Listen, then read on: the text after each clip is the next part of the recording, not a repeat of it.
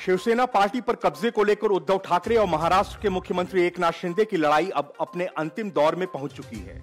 जल्द ही इस पर चुनाव आयोग फैसला सुनाने वाला है, लेकिन उससे पहले आयोग ने दोनों पक्षों को आखिरी बार अपना पक्ष रखने के लिए बुलाया। इस पर उद्धव ठाकरे ने सिंबल पर दावा ठोकते हुए कहा कि उनका ही इस गुट पर अपना अधिकार रखता है। वहीं एकनाथ शिंदे गुट ने अंधेरी पूर्व विधानसभा उपचुनाव से पहले शिवसेना के चुनाव चिन्ह धनुष और तीर पर दावा करते हुए चुनाव आयोग से मुलाकात की। शिंदे ने आवेदन में धनुष और बाण के आवंटन की मांग की है, जबकि उद्धव ठाकरे गुट ने आयोग में तर्क रखा है कि एकनाथ शिंदे और उनका समर्थन करने वाले नेता खुद ही पार्टी को छोड़ चुके हैं, इसलिए शिवसेना के पार्टी सिंबल पर उनका कोई दावा नहीं बनता, क्योंकि वे तो दल से ही बाहर हैं। बता दें कि एकनाथ शिंदे ने जून में शिवसेना से बगावत कर ली थी और महाराष्ट्र के मुख्यमंत्री बन गए थे। वह अपने साथ शिवसेना के 55 में से 40 विधायकों को लेकर आए थे और करीब 1 दर्जन सांसदों का समर्थन भी उन्हें हासिल है। तब से ही एकनाथ शिंदे और उद्धव ठाकरे के बीच पार्टी पर दावेदारी को लेकर भी संघर्ष चल रहा है। फिलहाल तकनीकी तौर पर उद्धव ठाकरे ही शिवसेना के अध्यक्ष हैं, लेकिन एकनाथ शिंदे का कहना है कि उनके साथ ज्यादा नेता हैं। ऐसे में उनका गुट ही असली शिवसेना है। वहीं चुनाव आयोग ने दोनों पक्षों को 7 अक्टूबर तक दस्तावेज जमा करने के लिए कहा था। इस मामले में चुनाव आयोग ने उद्धव ठाकरे को अपना पक्ष रखने के लिए और दस्तावेज जमा करने के लिए कल दोपहर 2 बजे तक का समय दिया है। साथ ही कहा कि अगर कल दोपहर तक आपका कोई जवाब नहीं मिलता है तो आयोग इस मामले में उचित कार्रवाई करेगा। चुनाव आयोग की ओर से उद्धव ठाकरे को लेटर जारी किया गया है। इसमें कहा गया है कि एकनाथ शिंदे ने मांग की है कि पार्टी का चुनाव चिन्ह शिंदे गुट को आवंटित किया जाए। इस संबंध में एक प्रति आपको ईमेल के जरिए पहले भी दी जा चुकी है, लेकिन आपकी ओर से अभी तक कोई भी जवाब नहीं मिला है। आयोग ने उद्धव ठाकरे से कहा कि आप अपने दस्तावेजों को 8 अक्टूबर दोपहर 2 बजे तक प्रस्तुत कर सकते हैं। साथ ही कहा गया कि अगर आपकी ओर से कोई जवाब नहीं मिलता है तो आयोग इस मामले में उचित कार्रवाई करेगा। बता दें कि सितंबर में सुप्रीम कोर्ट ने चुनाव आयोग को यह तय करने के लिए कहा था कि महाराष्ट्र में असली शिवसेना की कमान एकनाथ शिंदे के हाथ में होगी या फिर उद्धव ठाकरे के पास होगी। ठाकरे गुट ने 4 अक्टूबर को भेजी 17 पेज की याचिका में दावा किया था कि पार्टी पर उनका पूर्ण नियंत्रण है। पार्टी में कुछ बागी अलग गुट बना चुके हैं, लेकिन शिवसेना के नाम, निशान, प्रशासन और प्रबंधन पर उसका ही नियंत्रण है। लिहाजा चुनाव चिन्ह तीर कमान और पार्टी के मूल नाम पर ही उनका ही आधिपत्य है, ये किसी दूसरे को ना दिया जाए। गौरतलब है कि शिवसेना 2 फाड़ होने के बाद से मुख्यमंत्री एकनाथ शिंदे और उद्धव ठाकरे लगातार एक दूसरे पर निशाना साध रहे हैं। बहरहाल महाराष्ट्र में शिवसेना पर अधिकार को लेकर एकनाथ शिंदे और उद्धव ठाकरे के अपने अपने दावे हैं, लेकिन सेहरा किसके सर सजेगा, इस पर जल्द ही फैसला चुनाव आयोग दे सकता है। Bureau report, news of India. Arvind Kejriwal के मंत्री राजेंद्र पाल गौतम का दिल्ली में आयोजित सामूहिक धर्मांतरण कार्यक्रम में शामिल होने को लेकर मचा बवाल अब गुजरात जा पहुंचा है। गुजरात के वडोदरा, अहमदाबाद, सूरत, राजकोट जैसे शहरों में हिंदू विरोधी केजरीवाल के बड़े बड़े होर्डिंग्स लग गई हैं, जिनमें लिखा है कि मैं हिंदू धर्म को पागलपन मानता हूं। इनमें अरविंद केजरीवाल पर सीधा निशाना साधा गया है। धर्मांतरण कार्यक्रम से जुड़े वीडियो के सामने आने के बाद सियासी विवाद शुरू हो गया। इस वीडियो में कार्यक्रम में शामिल हजारों लोग कथित तौर पर भगवान बुद्ध की शिक्षाओं का अनुसरण करने और हिंदू देवी देवताओं की पूजा छोड़ने का संकल्प लेते नजर आ रहे हैं। अब गुजरात में हिंदू देवताओं के अपमान पर केजरीवाल निशाने पर हैं। गुजरात में लगे इन पोस्टर और होर्डिंग्स पर किसी पार्टी का नाम नहीं है। कुछ होर्डिंग्स पर हिंदू हितरक्षक समिति के नाम उल्लेख हैं, तो वहीं दूसरे दिन गुजरात भाजपा आम आदमी पार्टी पर सीधा हमला कर रही है। प्रदेश महामंत्री प्रदीप सिंह वाघेला ने कहा कि आम आदमी पार्टी देश के लिए खतरनाक है। ताजा धर्मांतरण विवाद से जाहिर है कि केजरीवाल की पार्टी हिंदू विरोधी है। वाघेला ने कहा कि अरविंद केजरीवाल भी हिंदू विरोधी हैं। उन्होंने कहा कि आम आदमी पार्टी वोट बैंक के लिए बहुसंख्यक समाज की भावनाओं का अपमान कर रही है। इसे हिंदू समाज सहन नहीं करेगा। गुजरात की जनता इसका मुंहतोड़ जवाब देगी। गुजरात में शिक्षा और स्वास्थ्य के जरिए तमाम मुद्दों पर भाजपा को घेर रही आम आदमी पार्टी पहली बार बैकफुट पर है। वह कैसे इस मामले को डिफेंड करे उसे नहीं पता। योगेश दवे ने ट्वीट करके आम आदमी पार्टी पर हमला किया और कहा कि आम आदमी पार्टी के सभी प्रवक्ताओं को क्या हो गया है, कोई नहीं बोल रहा। दिल्ली में धर्मांतरण कार्यक्रम गुजरात में छाया हुआ है। गुजरात भाजपा के पूर्व अध्यक्ष शिक्षा मंत्री जीतू वाघाणी ने निशाना साधा। तो वहीं जिला स्तर पर हुई प्रेस कॉन्फ्रेंस में भाजपा नेताओं ने इस मुद्दे को उठाया। अभी तक आम आदमी पार्टी प्रदेश में एक के बाद एक तमाम मुद्दों को उठाकर भाजपा सरकार को असहज कर रही थी। गुजरात के दौरे पर आए केजरीवाल इस पोस्टर वार से कैसे निपटेंगे, यह बड़ी चुनौती है, क्योंकि एक तरफ जहां पोस्टर लगे हैं तो वहीं दूसरी ओर मीडिया के सवालों का सामना करना पड़ सकता है। वडोदरा में आम आदमी पार्टी ने तिरंगा यात्रा का आयोजन किया है। तिरंगा यात्रा के रूट पर भी हिंदू विरोधी केजरीवाल के पोस्टर लगे हैं। इनमें केजरीवाल की फोटो के साथ मैं हिंदू धर्म को पागलपन मानता हूं लिखा है। आम आदमी पार्टी के कार्यकर्ता तिरंगा यात्रा के रूट पर लगी होर्डिंग्स को हटाने में जुटे हैं। केजरीवाल के वडोदरा दौरे पर पहले भी विवाद हो चुके हैं। ऐसे में जब यह मुद्दा तूल पकड़ रहा है तो अब सबकी नजरें तिरंगा यात्रा पर लग गई हैं। इस यात्रा में अरविंद केजरीवाल के साथ पंजाब के मुख्यमंत्री भगवंत मान भी मौजूद रहेंगे।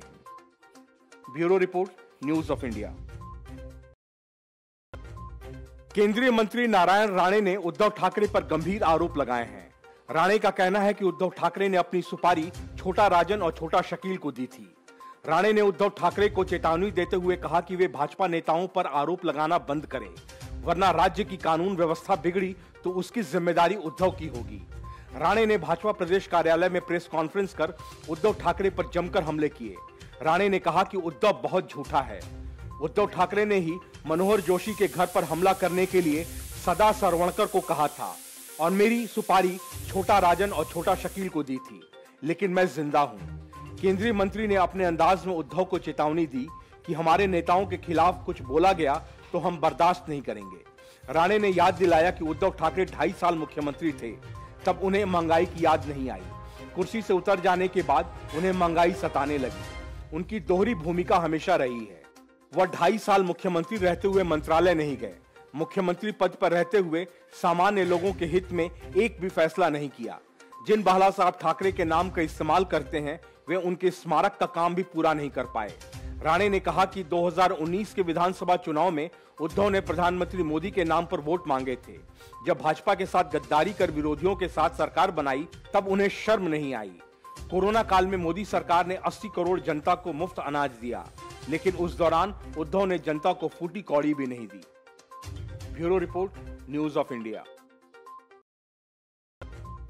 दिल्ली के चौतरफा घोटाले में फंसी केजरीवाल की सरकार को अब बच निकलने का कोई रास्ता नहीं दिख रहा तो कभी अरविंद केजरीवाल जांच एजेंसियों की कार्रवाई को तरक्की विरोधी बताते हैं तो कभी एलजी की चिट्ठी को लव लेटर। मतलब यह कि किसी घोटालेबाज को पकड़ने से देश की तरक्की रुक जाएगी और गंभीर पत्रों को लव लेटर कह देने से सारे घोटाले के आरोप रफा दफा हो जाएंगे। ताजा मामला एलजी वीके सक्सेना की नई चिट्ठी का है, जिसमें उन्होंने अरविंद केजरीवाल को अपनी हद में रहने की हिदायत के साथ लिखा है कि अरविंद केजरीवाल अपने मंत्रियों और नेताओं के भ्रामक, अनर्गल और तथ्यहीन बयानों का संज्ञान लें।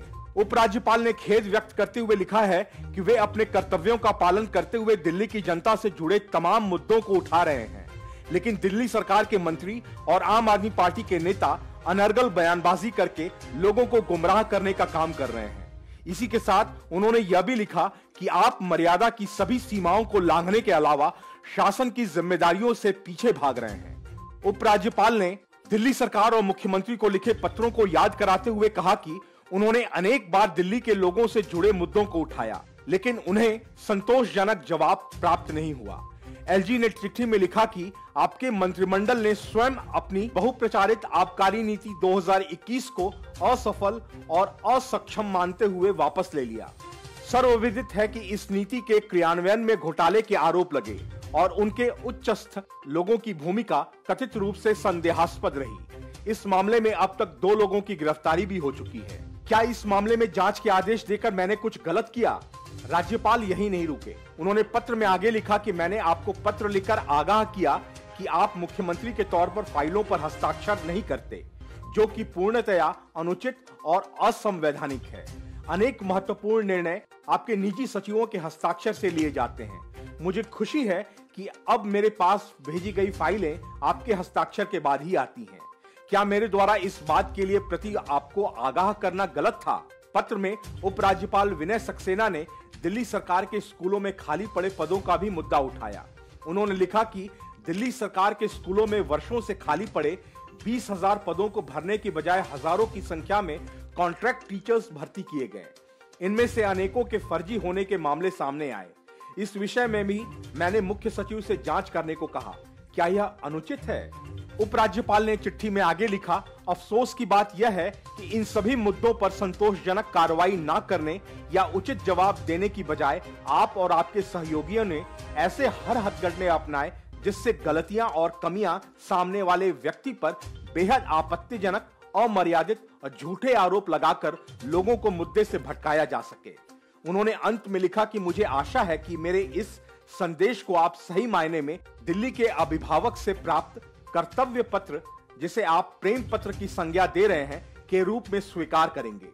दिल्ली के मुख्यमंत्री अरविंद केजरीवाल ने भी उपराज्यपाल की चिट्ठी का जवाब दिया। उन्होंने ट्वीट कर एलजी पर एक बार फिर तंज कसा। केजरीवाल ने लिखा कि आज एक और लव लेटर आया है। मुख्यमंत्री केजरीवाल ने एक दिन पहले भी ऐसा ही कुछ ट्वीट किया था और कहा कि पिछले 6 महीनों में एलजी साहब ने मुझे जितने लव लेटर लिखे हैं उतने पूरी जिंदगी में मेरी पत्नी ने मुझे नहीं लिखे। Bureau report, news of India. Nitish Kumar और प्रशांत किशोर के बीच जंग जारी है। इसकी शुरुआत तब से हुई जब नीतीश कुमार ने अचानक पलटी मारकर आरजेडी और कांग्रेस के साथ मिलकर सरकार बना ली और खुद फिर से मुख्यमंत्री बन बैठे। तब से ही प्रशांत किशोर से उनकी ठन गई। हालांकि नीतीश कुमार ने इस बीच पीके को बुलवाया, बातें की, लेकिन जब मामला सेट नहीं हुआ तो दोनों फिर एक दूसरे के सामने आ गए। नीतीश कुमार ने अब यह शिगुफा छोड़ा है कि पीके ने उन्हें जेडीयू का कांग्रेस में विलय करने की सलाह दी थी। कांग्रेस के साथ मिलकर सरकार चला रहे नीतीश कुमार ने अब जाकर यह खुलासा किया। नीतीश कुमार ने कहा कि पीके वही व्यक्ति हैं जिन्होंने जेडीयू को कांग्रेस में विलय करने की सलाह दी थी। वह कुछ भी बोलते रहते हैं, उन्हें बोलने दीजिए। जयप्रकाश नारायण की पुण्यतिथि पर जेपी गोलंबर पहुंचे। उन्होंने कहा कि प्रशांत किशोर को जो कुछ भी बोलना है बोलें, हमें उनसे कोई लेना देना नहीं है। नीतीश कुमार ने प्रशांत किशोर को लेकर कहा कि आजकल भाजपा में गए हैं तो उनके हिसाब से कर रहे हैं। इन लोगों का कोई ठिकाना नहीं है। वह मेरे घर में रहते थे, अब जो चाहे वो बोलते रहते हैं। हमने उनको नहीं बुलाया था, बल्कि वो खुद मिलने आए थे। क्या बात हुई थी हमारे बीच, इस पर हम कुछ नहीं बोलेंगे। उनको बोलने दीजिए जो कुछ बोलना है। उनको राजनीति से क्या मतलब है, इसलिए उन्हें बोलने दीजिए। नीतीश ने पीके पर आरोप लगाते हुए कहा कि हम लोगों को उससे कोई लेना देना नहीं है। एक बार वह हमसे कह रहे थे कि अपनी पार्टी को कांग्रेस में मर्ज कर लीजिए। आप ही बताइए, हम कांग्रेस में क्यों मर्ज करेंगे? ये आज से करीब 4 से 5 साल पहले की बात है। बिहार के मुख्यमंत्री नीतीश कुमार ने यह भी कहा कि प्रशांत किशोर अब भाजपा के लिए काम कर रहे हैं। जब वो आरजेडी और जेडीयू का विरोध कर रहे हैं तो इसका मतलब यही हुआ कि वो भाजपा के लिए काम कर रहे हैं। दरअसल प्रशांत किशोर ने अपनी जन सुराज यात्रा के दौरान दावा किया था कि नीतीश कुमार ने उन्हें पद का ऑफर किया है। उन्होंने कहा था कि जब मैं कुछ दिन पहले नीतीश कुमार से मिला तो उन्होंने मुझसे फिर से जेडीयू में शामिल होने और साथ काम करने के लिए कहा। साथ ही यह भी कहा कि आप मेरे राजनीतिक उत्तराधिकारी हैं। उन्होंने यह भी कहा था कि मुख्यमंत्री नीतीश कुमार ने उन्हें अपना कैंपेन वापस करने के लिए कहा, लेकिन उन्होंने नीतीश कुमार से स्पष्ट रूप से कहा कि वह उनके साथ काम नहीं करेंगे, भले ही नीतीश कुमार उन्हें अपना राजनीतिक उत्तराधिकारी बना दे या उनके लिए मुख्यमंत्री की कुर्सी छोड़ दें। Bureau report, news of India. Nitish Kumar को झटका देते हुए ऐन मौके पर ललन सिंह ने जेडीयू से इस्तीफा दे दिया। माना जा रहा है कि अब वो बीजेपी में शामिल होंगे। इतना ही नहीं, बीजेपी उन्हें मोकामा से पार्टी का उम्मीदवार बना सकती है। ललन सिंह पिछले 3 बार से अनंत सिंह के खिलाफ मोकामा विधानसभा से चुनाव लड़ते आ रहे हैं। हालांकि वो कभी भी जीत नहीं पाए, लेकिन इस बार जेडीयू महागठबंधन में शामिल हो गई है और आरजेडी ने अनंत सिंह की पत्नी नीलम देवी को उम्मीदवार बनाया है। इसके बाद ललन सिंह ने पार्टी से इस्तीफा दे दिया। माना जा रहा है कि ललन सिंह दूसरे दल की टिकट पर मोकामा विधानसभा से चुनाव लड़ेंगे। हालांकि ललन सिंह ने अभी तक खुलासा नहीं किया है। माना जा रहा है कि ललन सिंह को बीजेपी अपने उम्मीदवार के रूप में मोकामा विधानसभा सीट पर खड़ा कर सकती है। मोकामा में पिछले कई बार से अनंत सिंह जीतते आ रहे हैं। अनंत सिंह की सदस्यता खत्म होने के बाद मोकामा में उपचुनाव हो रहा है। यहां से आरजेडी ने अनंत सिंह की पत्नी नीलम देवी को टिकट दिया है। नीलम देवी को टक्कर देने के लिए ललन सिंह भी मैदान में हैं। ललन सिंह को बीजेपी से टिकट मिलने की उम्मीद है। इससे पहले ललन सिंह 2 बार लोक जनशक्ति पार्टी और 1 बार जन अधिकार पार्टी से मोकामा विधानसभा में अपनी किस्मत आजमा चुके हैं, लेकिन तीनों बार परास्त हुए हैं। हर बार यहां अनंत सिंह को विजय मिली है। इस बार अनंत सिंह की पत्नी मैदान में है। ऐसे में देखना होगा कि ललन सिंह अनंत सिंह की गैर मौजूदगी में कितना सफल हो पाते हैं। ललन सिंह ने कहा कि परशुराम की धरती को कलंकित करने वाले इस बार किसी भी सूरत में नहीं जीतेंगे। इस बार टाल का विकास एक बड़ा मुद्दा है। जो टाल के विकास के बारे में सोचेगा वही इस बार विजयी होगा। ललन सिंह ने मोकामा में बाहुबली फैक्टर को पूरी तरह से नकार दिया और कहा कि मोकामा में विकास मुद्दा है। जिस तरह से मोकामा में कई कल कारखाने बंद हैं और टाल की समस्या गंभीर है, इन सभी समस्याओं को समझने वाला ही विजयी होगा। Bureau report, news of India.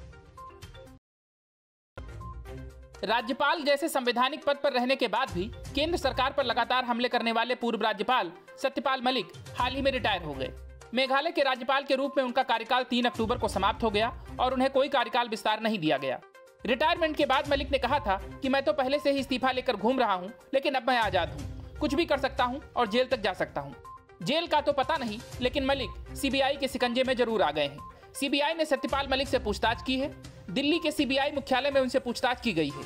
केंद्रीय जांच एजेंसी ने मलिक से यह पूछताछ उनके उन आरोपों को लेकर की जिसमें उन्होंने दावा किया था कि जब वो जम्मू कश्मीर के राज्यपाल थे तो उन्हें 2 फाइलों को क्लियर करने के लिए 300 करोड़ रुपए की रिश्वत की पेशकश की गई थी।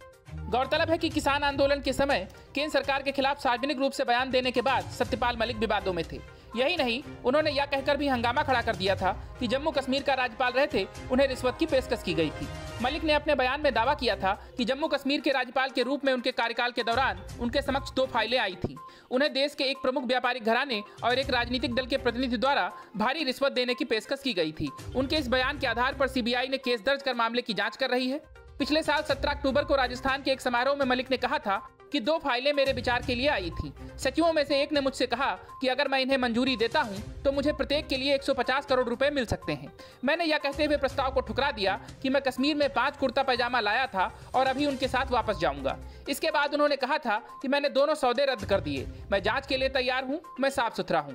उन्होंने आगे बताया कि मेरे एक सचिव ने मुझसे कहा था कि मुझे दोनों सौदों में 150 करोड़ मिल सकते हैं, लेकिन मैंने पीएम से समय मांगा और उन्हें घोटाले से अवगत कराया। मैंने उनसे कहा कि वो आपके करीबी विश्वास पात्र होने का दावा करते हैं। मुझे पीएम की सराहना करनी चाहिए क्योंकि उन्होंने मुझे भ्रष्टाचार से समझौता नहीं करने के लिए कहा था। कश्मीर में भ्रष्टाचार व्याप्त था, जहां देश के अन्य हिस्सों में 5% की तुलना में कमीशन 15% था, लेकिन मुझे खुशी है कि मेरे कार्यकाल में कोई बड़ा भ्रष्टाचार नहीं हुआ। मेघालय समेत कई राज्यों के राज्यपाल रह चुके मलिक पिछले लंबे समय से लगातार सुर्खियों में बने हुए थे। उनके किसान आंदोलन के दौरान दिए गए कई बयानों ने केंद्र सरकार के लिए मुश्किलें पैदा की थी। वहीं सूत्रों ने बताया है कि सीबीआई ने मलिक को दिल्ली स्थित सीबीआई दफ्तर बुलाकर पूरे मामले को लेकर उनसे सवाल जवाब किया। गौरतलब है कि मेघालय के राज्यपाल के रूप में रिटायर होने के बाद सत्यपाल मलिक के राजनीति में जाने की भी चर्चाएं हैं। वहीं सत्यपाल मलिक की जगह मेघालय के गवर्नर के तौर पर बीडी मिश्रा ने शपथ ली थी। रिटायरमेंट के बाद मलिक ने कहा था कि मैं तो पहले से ही इस्तीफा लेकर घूम रहा हूं, लेकिन अब मैं आजाद हूं, कुछ भी कर सकता हूं और जेल तक जा सकता हूं। बुलंदशहर के सेगली गांव में हुए किसान महासम्मेलन में पहुंचे मलिक ने सीधे मोदी सरकार पर हमला बोलते हुए कहा कि वो मुझ पर हमला करेंगे और सजा देने का प्रयास करेंगे, लेकिन कुछ भी बिगाड़ नहीं पाएंगे। Bureau report, news of India.